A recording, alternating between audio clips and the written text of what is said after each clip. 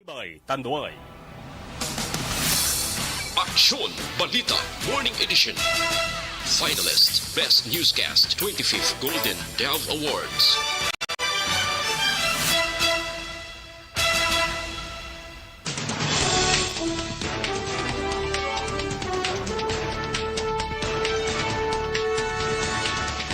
Para sa mga pahulong dinalaan, una kita sa balita lokal. Mataas nga demand rason sa pagsaka sa presyo sang karne sang manok kag baboy sa probinsya kag Bacolod.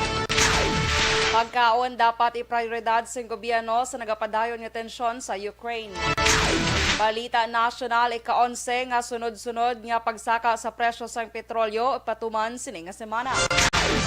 Infectious disease expert wala nagapabor sa ginaduso nga alert level 0. Balita international, 81 ka mga terorista ginbitay sa Saudi Arabia. Sa sports balita, EJ Obiena ginkasubo ang wala paglakip sa iya sa World Indoor Championship.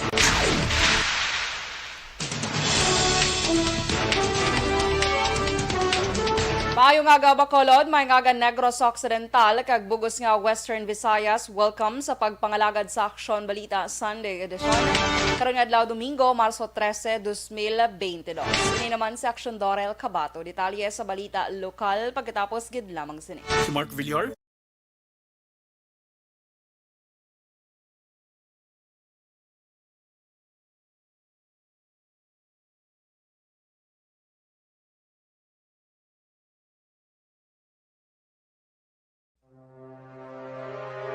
The Candidates Forum. The Candidates Forum, hibaloon ang mga plataporma di gobyerno. Usisaon ang nahimuan kag inagihan sa mga politiko. Patpaton ang mga proyekto nga ila ginaplano. The Candidates Forum, programa sang Aksyon Radyo Bacolod kag Northwest In nga magahatag kay gayunan sa publiko nga mas makilalaan sang husto ang mga kandidato sa 2022 national and local elections. The Candidates Forum. The Candidates Forum, hosted by Aksyon Boy Duran with guest panelists Aksyon Fred Salanga, Aksyon Rex Cantong, Aksyon Art Tayhupon, Aksyon Brian Morden, Aksyon Eric Magbanwa, kag Aksyon Marlon Genovea. Diri lang sa Aksyon Radyo Bacolod. The Candidates Forum.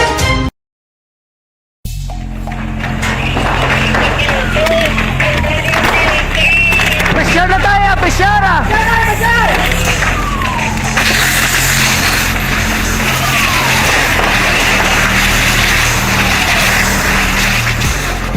Every day is Fire Prevention Day. Gani importante nga maihibalo kita kung paano malikawan ang sunog. Yari ang pila ka mga action tips angot sa fire prevention. Sa tion nga maghalin sa balay, siguraduhon nga naka-unplug ang tanan nga saksakan. Likawan ang octopus connection o kung ang pagsaksak sang madamo gamit sa isa ka outlet. Dapat wala man sang overloading sa mga saksakan kag lantawon kung masarangan ang mga appliances nga nakasaksaka. Likawan ang mga substandard nga kagamitan. Hindi pag i-charge ang gadget overnight kaang isang cellphone. Taguon ang mga posporo, lighter, kag iban pa nga flammable materials sa mga kabataan. Ag siguraduhon man nga malayo ini sa kalan. Siguraduhon man nga wala nagalik ang inyong LPG. Sa isa ka business establishment, dapat mayara sang fire extinguisher kag dapat nakahibalo ang tanan sa pag-usar sini. Hibaloon man ang expiration date sang fire extinguisher kag i-refill kung expired na. Magpreparar sang fire exit plan lagi padiri ang emergency exit o kung ang lugar nga wala sang harang nga pwede guwaan sa tion sang sunog. Dapat nakasave sa inyong mga cellphone ang mga emergency numbers nga pwede tawagan sa tion sang emerhensya. Kung nagakalayo ang imong lawas, himuon ang stop, drop, kag roll. Para malikawan ang sunog, nagakinahanglan ini sang partisipasyon sang publiko. Kung nakahanda kita sa mga kalamidad, dapat preparado man kita sa sunog. Ini sa Action Daily Salazar para sa action tips nga nagapahanumdom nga maghalong sa tanan nga tion. Bangod sa pamahog sing COVID-19 pandemic, madamo sing kompanya kag local government unit ang nagpatuman sang work from home sa ilang mga empleyado. Naga-work from home kung naka-close contact sa nagpositibo sa virus o kung mismo nagpositibo sa COVID-19. Madamo sang benepisyo ang mahatag sang work from home, pero hindi naton malikawan nga maboard kag ma-stress bangod sa sini nga setup sa masobra na isa ka tuig nga pagpakiaway sa COVID-19. Base sa pagtuon sa United Nations International Labour Organizations, nagatugas sing stress ang tuman niya pag-usar sa gadgets kangay sa cellphone kag computer. Gani, iyarin tila ng mga poslano nga action tips sa mga nag-work from home. Una, mag-set up sa workspace sa mga balay sa tuyo nga makafocus sa iyong mga trabaho. Ang workspace ay hindi kinahanglan nga dako nga kwarto, ang importante, komportable ka sa iyong mga trabaho.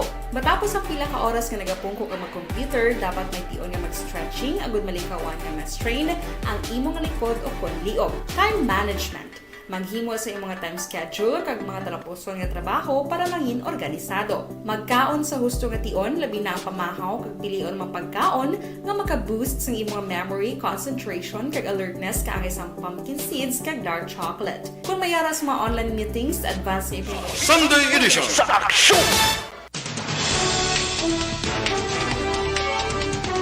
Las 6:09 Action Radio Philippine Standard Time, pabalik sa Action Balita Sunday Edition, detalye na sa balita lokal.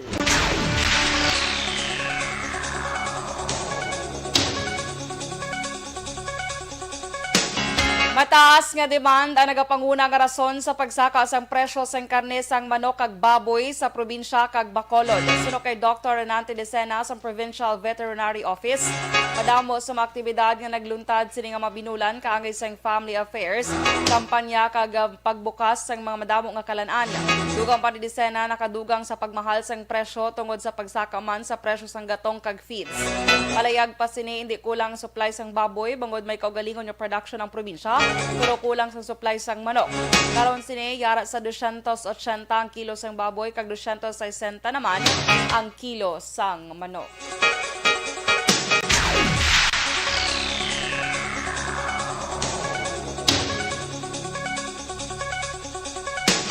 Nagapati naman si MBCCI President Frank Carbon nga mas kinahanglan nga prioridad sa gobyerno ang pagkaon sa karon nga nagalala ang tensyon sa tunga sang Russia kag Ukraine. Sa interview sa Action Firing Line, ginpahayag ni Carbon nga tungod sa pagtimbuok sa presyo sang gatong, dako ang tsansa nga magasaka man ang presyo sang mga pagkaon. Tungod sini ginpahayag ni Carbon nga unahon sa gobyerno ang pagkaon paagi sa pag-import kaangay sang manok, baboy kag isda. Kathag ni Carbon importante nga mapabilin lamang nga kasarangan ang presyo sang pagkaon tungod ini ang tuman kabudlay nga panubuon in kasong hindi mahatagan sang solusyon.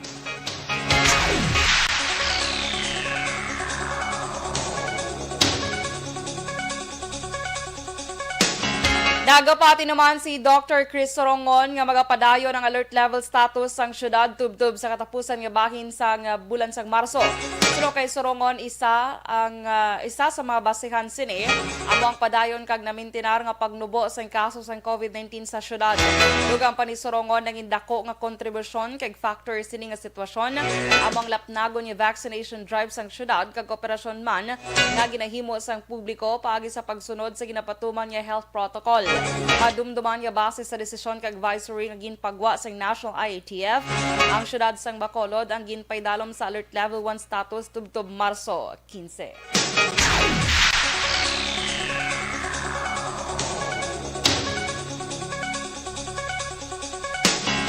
Naglabot na sa 182,476 ang kaso sa COVID-19 sa Western Visayas matapos na dugangan sang 62 ka bago kaso. Kag sa bago kaso ang Iloilo Province ang may 34, Guimaras 13, Iloilo City 7, Negros Occidental 6, Bacolod kag Antique nga may tig-isa. Nadugangan sang 124 ang bago nga nag-ayo sa balatian nga nagdala sa kabilugan nga 174,126 kag pabili naman sa 5,325 ang nagkalamatay tungod wala sang bag-o nga record. Ang Western Visayas ang may 2,942 ka aktibo nga kaso sang COVID-19.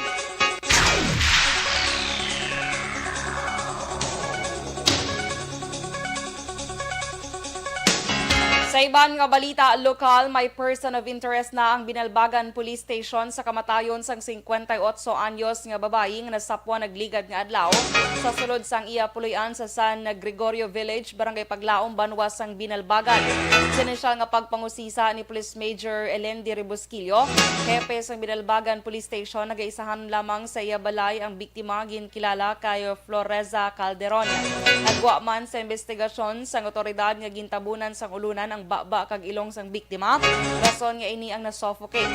Nagapati man si Rebusquillo nga ang suspect ang nag-agi sa bintana bangod sa nakitaan nga ginpang kakas nga jealousy malapit sa kusina sang balay.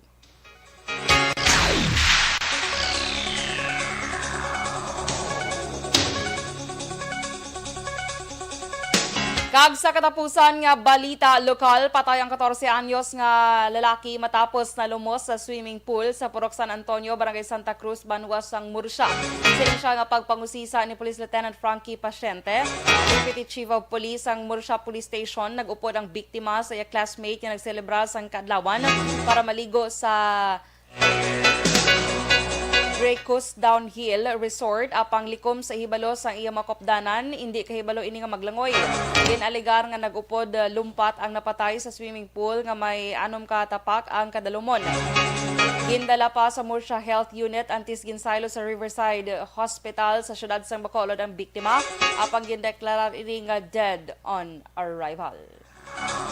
Ang ikabalo ang iyang mga upod na siya dali ikabalo maglangoy. So, sang nagsalaka ang mga upod niya, so siya na kunan nga sa mga ayog na bulig. So, kunan sa mga upod niya, then rescue, basta amot na tabo ang lamon na inom na tubig. Kabahin sa pagpahayag ni Murcia Police Station, Deputy Chief of Police Lieutenant Frankie Pasyente.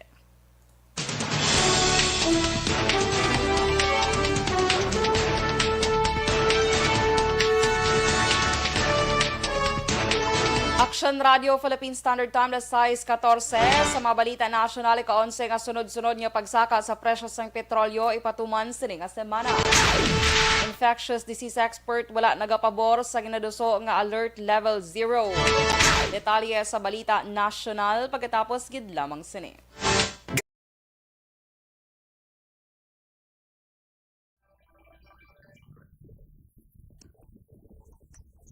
Okay, maayong aga mga ka-aksyon.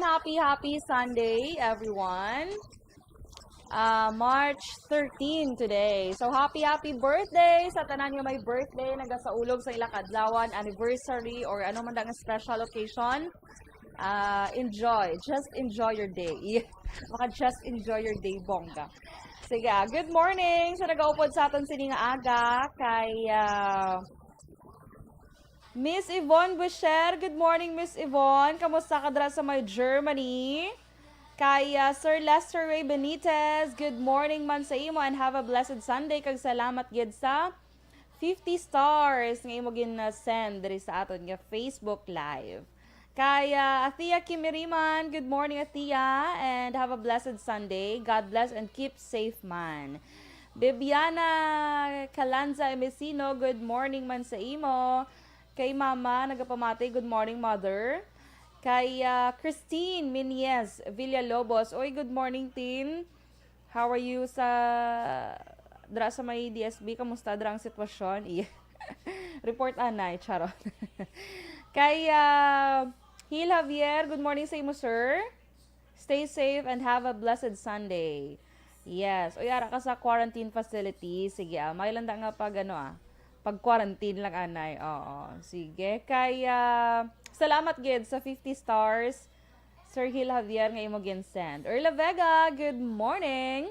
Kaya, Romela Ocalinas, good morning man and happy Sunday. Kay Maninoy Michael June P. Season, good morning sa imo. Siling niya, have a blessed Sunday. And gina-greet niya ang tanan niya members sa Energy Fans Club or ARB Fans Club. Good morning. Kag happy birthday kay George Colomida sang Zona 5, Porok Brotherhood, Barangay Sumag, Bacolod City. Okay, happy birthday. Kay Willie Delgado. Good morning man sa imo and have a blessed Sunday. Ara man si Miss Veronica Santillan Manukan. Maayong aga, mayroon nga pamati. Kag sa tanan nga, naga-monitor sa aton subong. Romela Ocalinas, nabasa ko na. Nabasa ko na. Good morning man sa imo. Kay Ma'am Vanessa Mayo. Good morning Ma'am Vanessa and Doc Bat Mayo sa may Rochester, Minnesota. Kay Miss Jinky Dilagdon sa Phoenix, Arizona. Good morning man sa imo. May landa nga pamati. Keep safe, good, and see you soon. Miss Lily King sang London. Good morning Miss Lily. Iniayan to nga bulan si Miss Lily. Mapuli. Sige lang. See you when I see you. Diba?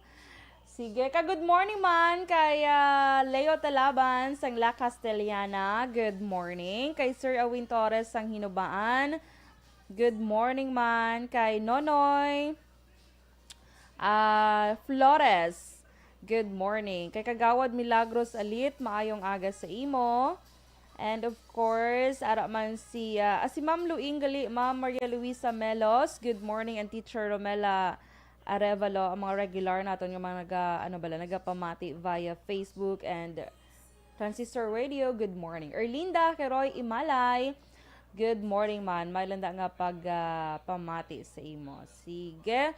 Ginatamyaw ko man sang maayong aga ang akondra nga family sa may isla sang Guimaras.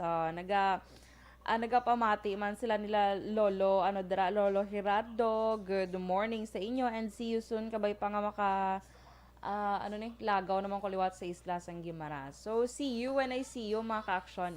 So keep safe kita and stand by for Balita National.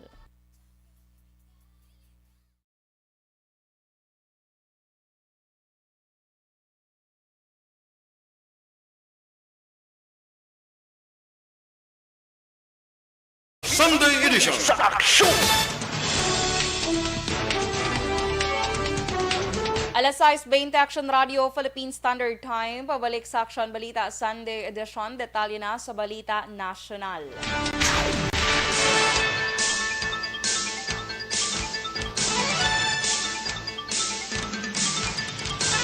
Pag-asugataon sang panibago nga pagtaas sa presyo sang gatong ang mga motorista sa masunod nga semana.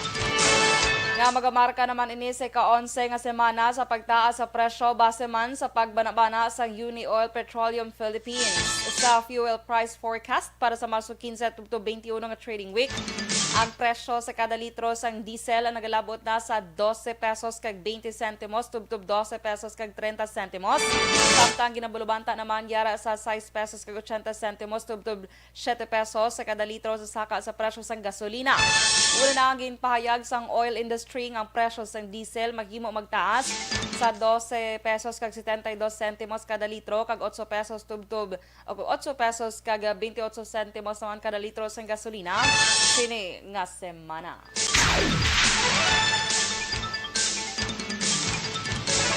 Wala naman nagapabor ang isa ka infectious disease expert angot sa planong implementasyon sa ginatawag nga Alert Level 0 ante sang Mayo 9, 2022 nga eleksyon. Ginpanugyan ni Dr. Ron Jim Solante nga ipabilin sa Alert Level 1 tubdob sa panahon sang eleksyon tungod sa kabalaka nga halinan ini o kung umpisahan ini sang panibagong nga pagtaas sa kaso sang COVID-19 bangod sa mass gatherings sa panahon sang kampanya. Ginpanumduman ni Solante nga nagapabilin ang community transmission sang virus kag naganubo man ang ginahatag nga proteksyon sang bakuna.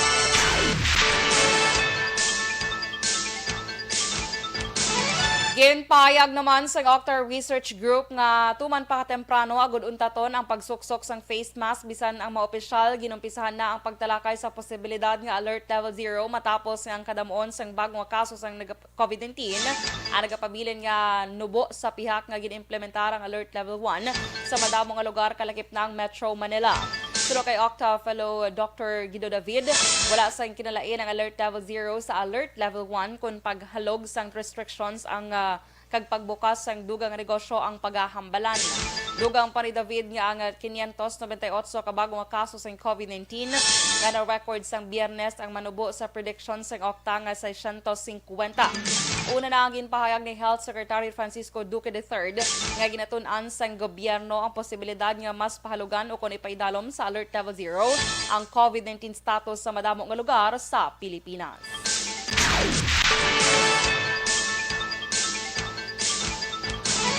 Nalabot sang Pilipinas ang 44.49% sa 1.8 milyones nga target nga bakunahan sa idalom sa ikaapat nga hugnat sang Bayanihan Bakunahan National Vaccination Drive nga tuyo mapasaka ang inoculation coverage sa pungsod batok sa COVID-19. Sa laging handa public briefing, ginpahayag ni Health Undersecretary Mirna Cabutaje nga naglabot na sa 836,162 ang nabakunahan. Sa amo nga kadamuon, 2,915 ang nagbaton sa unang nga dose, 359,546 ang ikaduhang nga dose, kag 273,701 naman ang nagbaton sa booster shots.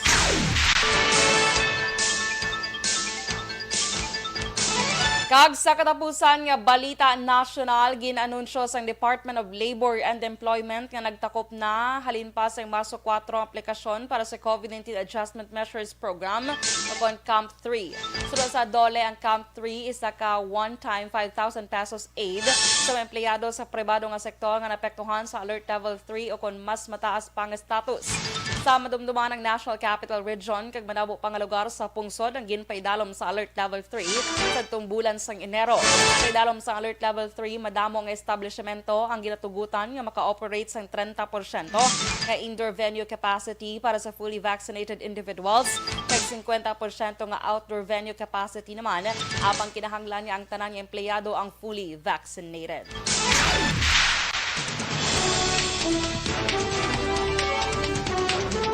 Last size 24 Action Radio, Philippine Standard Time. Detalye sa balita international kag sports pagkatapos gid lamang sini.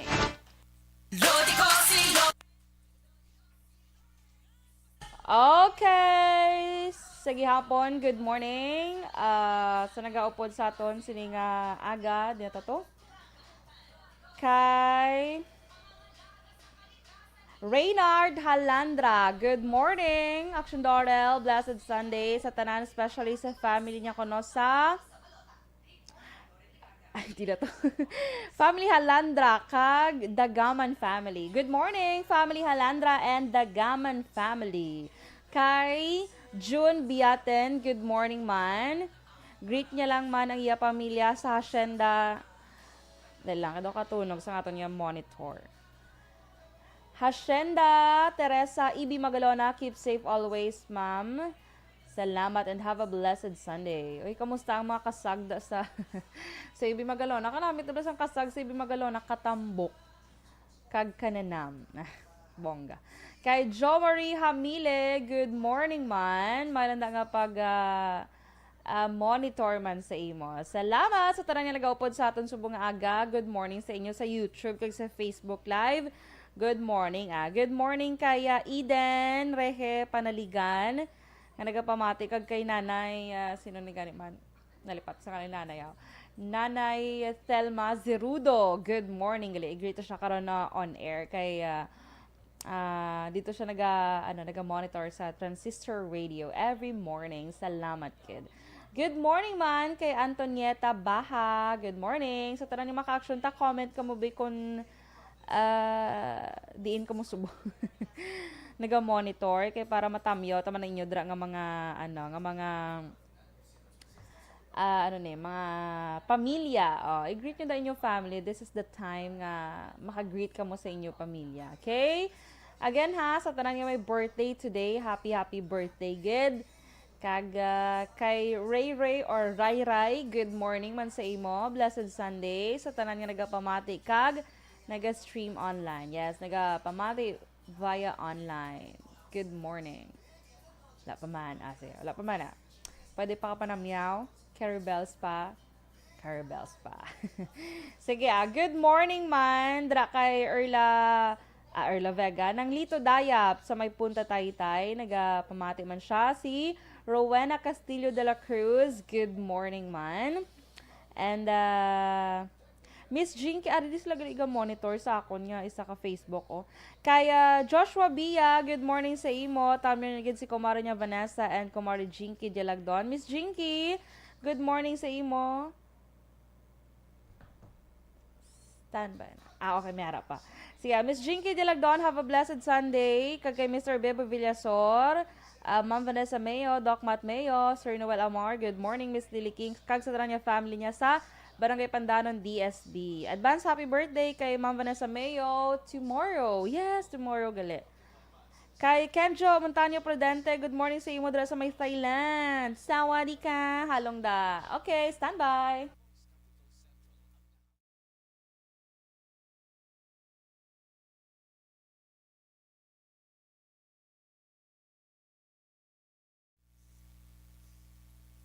Aksyon Balita Sunday Edition. Sa aksyon!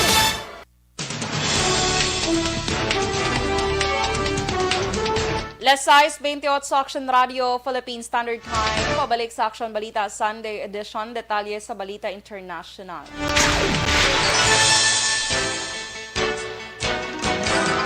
Ginbitay sa Saudi Arabia government 81 ka mga tawo nga ginpamatbatan sa kaso terorismo. Ini na ang ginakabing nga pinakadako ang kadamuon sa mga ginbitay sa Saudi Arabia. Sula sa Saudi Press Agency nga ang mga ginbitay ang napamatud-an nga guilty sa mga makasilid na nga krimen. Ang nasambit nga mga suspect ang ginaangot sa Islamic State militants, Al-Qaeda, Houthi rebel forces sa Yemen kay pila ka mga terrorist organization. Involvado man ang mga ini sa pagpatay sa pila ka mga government officials kag pagpalupok sa mga pasilidad sa gobyerno sa Saudi Arabia.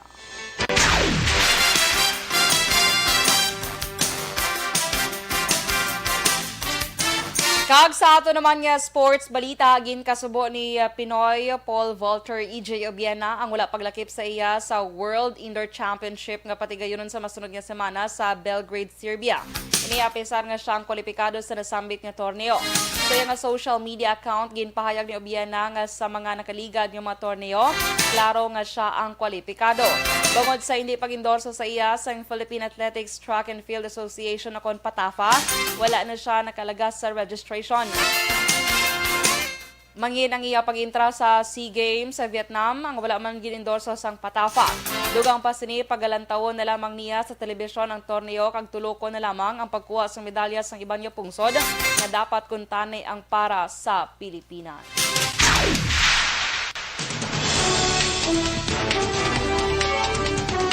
Las 6:30 Action Radio, Philippine Standard Time. Kag inyo nabatian ang bugos nga detalye sa Action Balita Sunday Edition.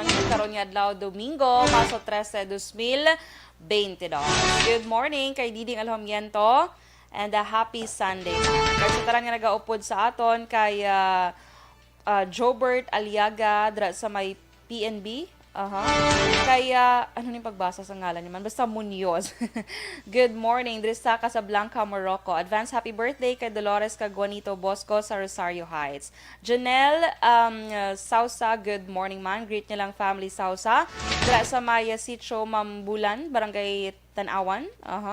Kay Alan Kate Arcala Esconde, good morning man. Watching live from Barangay Matabang, Lihog lang, Patamyaw. Family Makilan, salamat. Matabang talisay, no? Sige, salamat, Gid. And good morning, mga ka-action. Keep safe, Gid kita tanan, and happy Sunday. Mga ka-action, sa din ka manibahin sang Pinas, labuton ka sa amon balita, kag serbisyo. Sama-sama tayo, Pilipino. Ini naman si Action Dorel Cabatu. Una sa balita na sa Aksyon, sa Bacolod, Aksyon Radio.